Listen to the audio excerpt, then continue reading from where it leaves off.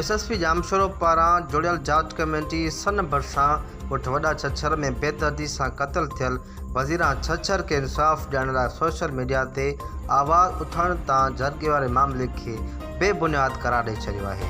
SSP Jamshoro Javed Baloch पारां जोड़ियल रुकनी जांच committee धुरियुनि जा बयान रिकॉर्ड करे रिपोर्ट एसएसपी वटि जमो कराए छॾी आहे।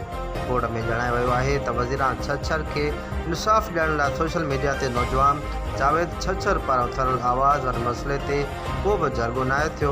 वज़ीरा छछर जे मुबैना क़त्ल खां पोइ ॻोठ में छिकताण वारी सूरत हाल बरक़रार हुई, जंहिंखे नज़र में रखंदे छछर बिरादरी जे मौज़ुन पारां बिरादरी जे बुनियाद ते जामशोरो जे मोअज़्ज़ शख़्स वारिस माची फ़ैसिलो करे रंजिशूं ख़त्म कयूं।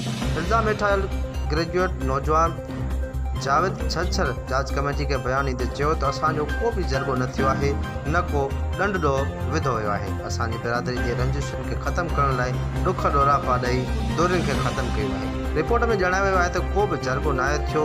ॻोठ जे बिरादरी जे ॿिनि माण्हुनि वॾेरे इलियास छछर ऐं पीरबख्श छछर विच में रंजिशूं पैदा थियूं हुयूं, जिन खे फ़ैसिले ज़रिए ख़त्म करायो वियो आहे। राब्तो करण ते जांच कमेटी जे सरबराह शबीर सरकी जो चवणु हो त जरगे बाबति हलंदड़ ख़बरूं बेबुनियाद हुयूं।